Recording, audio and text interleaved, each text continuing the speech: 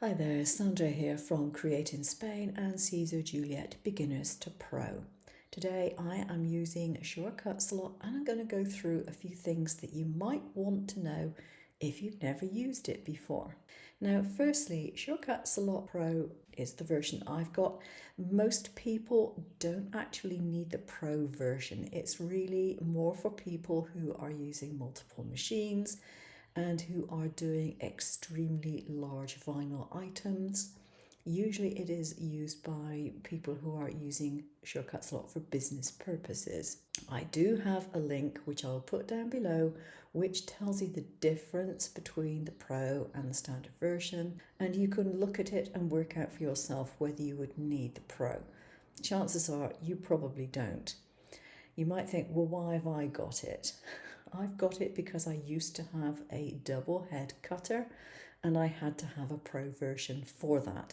I no longer have a double head cutter, but I have still got the Pro. So that's the history of why I've got the Pro version. The other thing is that you can have a 2-week free trial, a one-off 2-week free trial of Shortcut Slot, which is made by Craft Edge. In that 2 weeks, you have no restrictions on what you do with the design elements, but it will put some score lines through your work so that you can't actually physically use it. So if you're going to do any experimentation, do it on scrap materials and not on your best things, because you won't be able to use them at the end of the day. When you open Shortcut Slot, you'll get a screen, probably something very similar to this, and you can go up to Edit and then you can go to Preferences. Now this is the first port of call to set things that you might or might not want to happen. So the first one is General, and it has saving SVG DPI. Now I leave mine, generally speaking, at 96.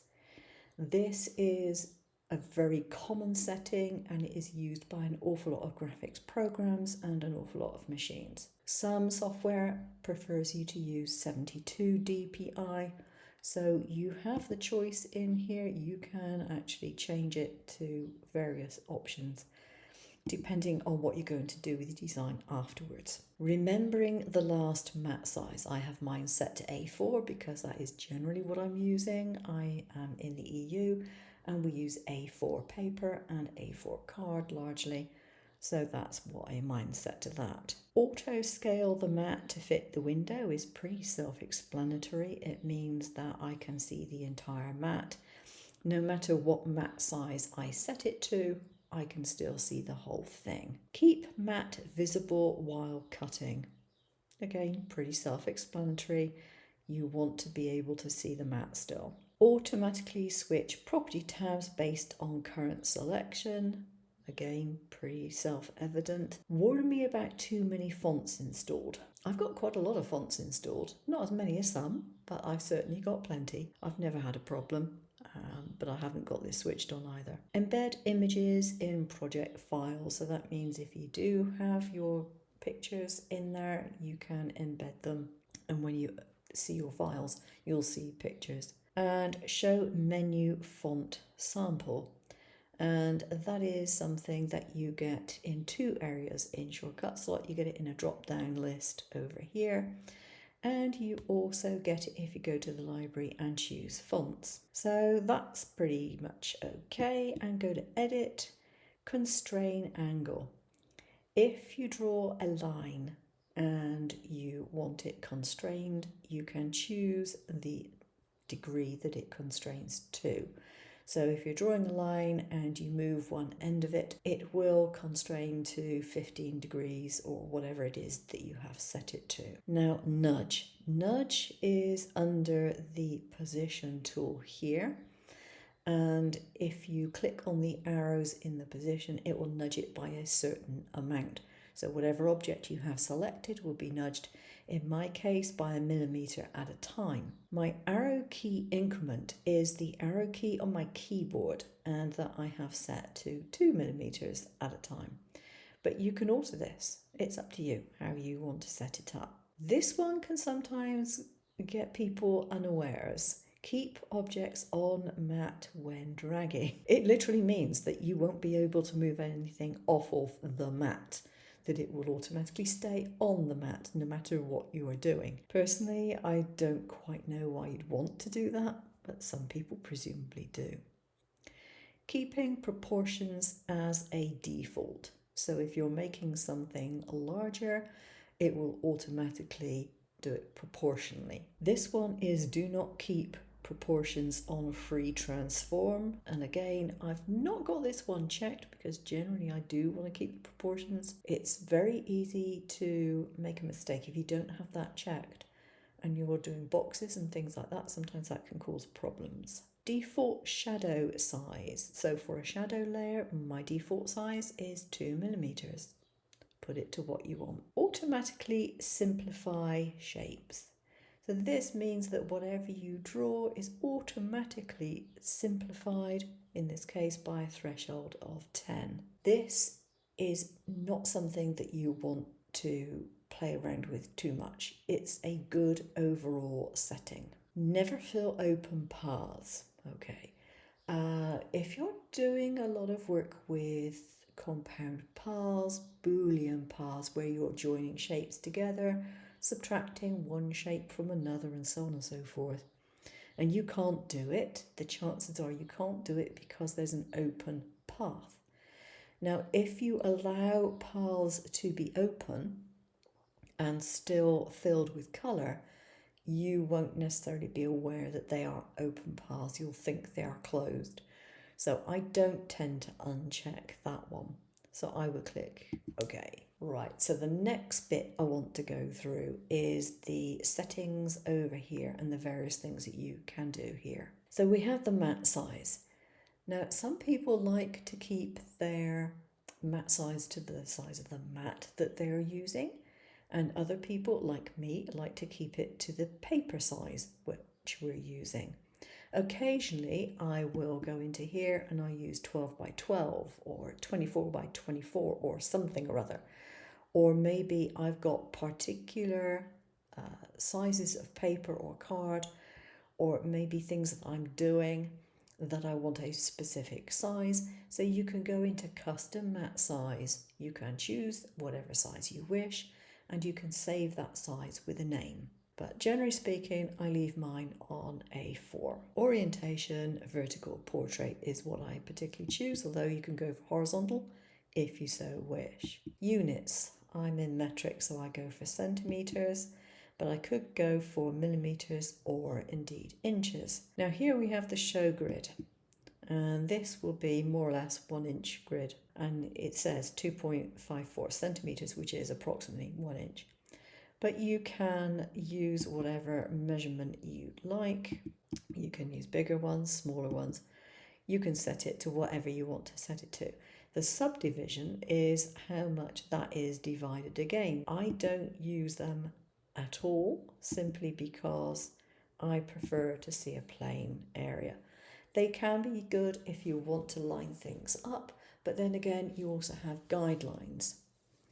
Now this one says show guidelines, and the guidelines are literally dragged down like that, or from side to side.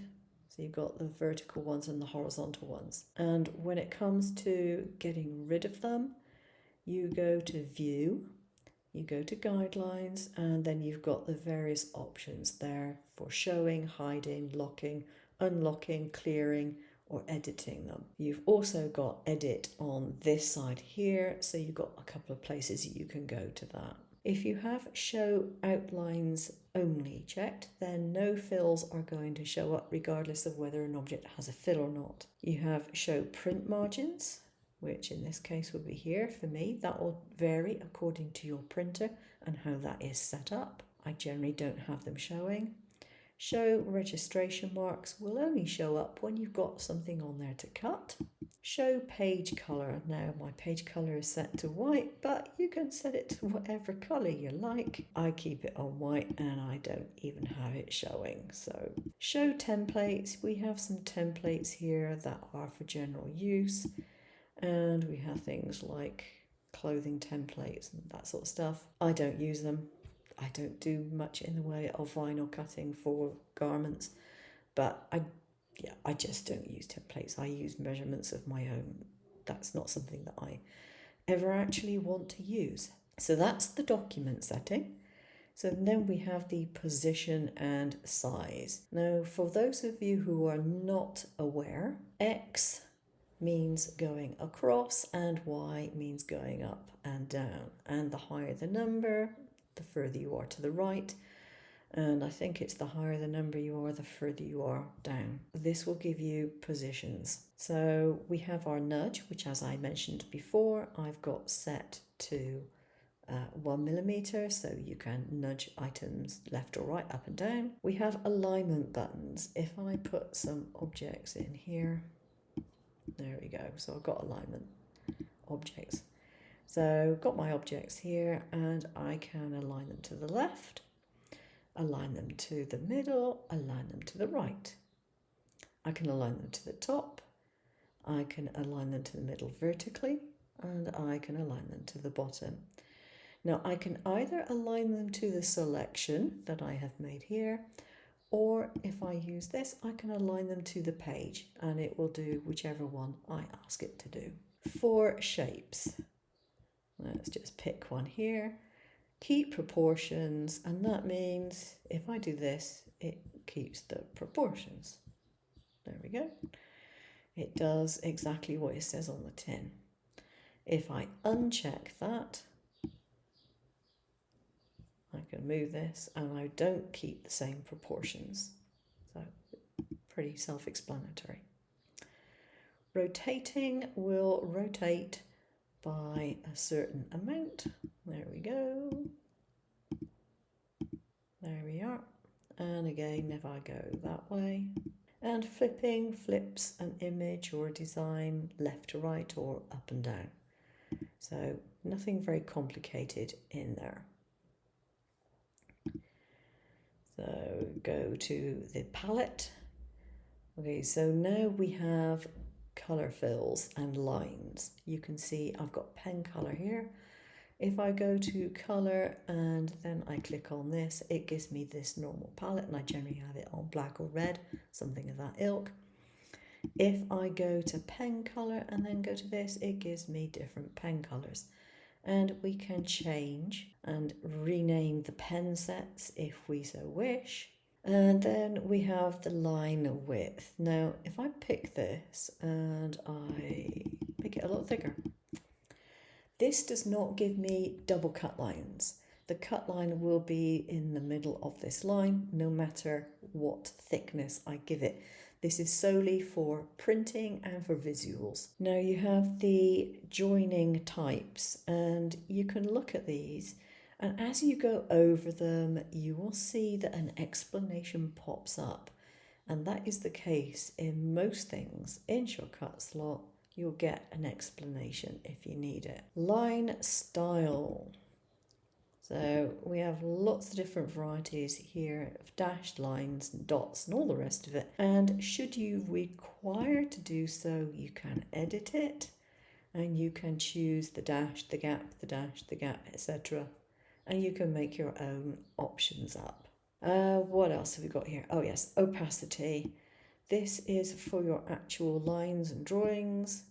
Sometimes you might want to make something a little transparent so you can see a cut line underneath, a different shape underneath, all that sort of thing. So that's how you do that. Now these hamburgers, as they're known on the right hand side, give different options. So you can swap the fill and stroke, select all of the same fill. You've got basic colours which will come up, so you can choose colours from that, and you can make your own custom colours. And when it comes to this one, you've got the same options. Now this is for the line colour, remember, and this is for the actual colour fill. So that is pretty much it for that one. Then we go down to the spanner, and we have some style options. So these are things that you can temporarily add. Generally, I don't use these. I just stick it on normal and have done with it. If you've got shapes that you want to temporarily weld, you can weld them. So for example, if I were to take this, move it down here, grab all this and go to weld. When it cuts it, it will weld it and it will only cut the outside line, but I haven't altered the actual design. All those individual pieces are still individual pieces. So that's how that works. Then we have the cut line, which is according to type. So one of the good things you can have here is none. Now you might think, why on earth would you want to add none? And it's pretty simple. Sometimes I want to leave little remarks for myself on the screen or for other people that I'm sharing a file with, and I don't necessarily want it to be printed or to be cut or to engrave it or whatever. I just want it to be on the screen with no attribute to it. And in that case, I will choose none and it will stay there. And then when I export my file as a SCAL 6 file, whatever I've put in there won't be sent to the cutter. If someone sends a page to the cutter, whatever I've put in there under none won't be cut. So quite a useful thing. Then we've got the cut line, we've got draw, we have score. In Shortcuts a lot, you have a chance to add a score line, which has got a different pressure, and those score lines will show up. If you select score, it will show up as a green line. Then we have print and cut, cut only. Well, it can't get much clearer than that. This was clarified a while ago because we used to have different designations and it wasn't quite clear exactly what that meant. But if you're doing a print and cut, this is the cut.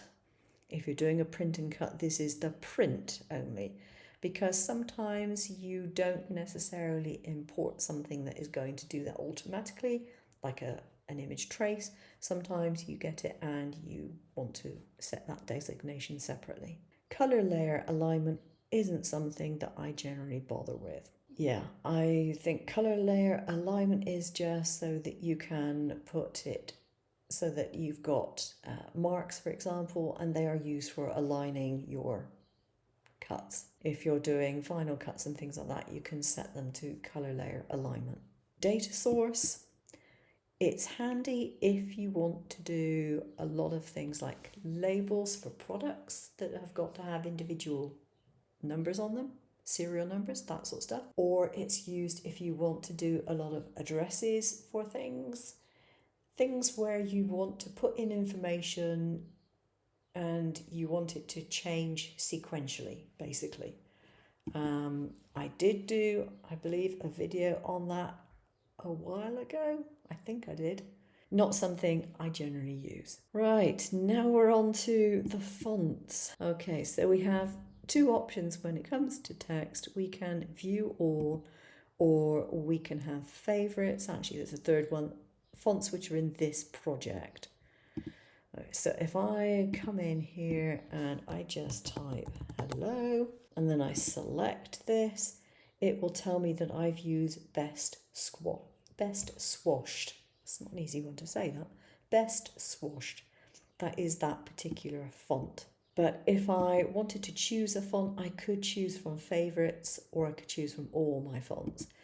There isn't anything in here as yet that allows you to define something as maybe a single line font or a stencil font or whatever. If you have a font and you want to add it to your favorites, you just click on this heart here and it will add it to your favorite list. Over here we have the reloading fonts. So if you've put some fonts on your computer while you've been working in Shortcuts a lot, if you click on the reload, it will load the fonts up. You don't have to close down the program and go back in. And this one allows you to load a font file directly. I mean, I just load mine and I load it into FontBook, but this allows you to load one directly. Then we have your alignment keys. So you've got left, middle, right, and then you've got justify. So yeah, it's up to you what you want to set it on. Sizing, standard, fixed height, or fixed height proportional, again, gives you different options to allow you to do different things with your text. Your font size, the width, the tracking, the leading, offset, and you can rotate it and skew it if you want in here as well. And it gives you the option to figure out what degree that you want to do it and put that in. So Lots of different font options there.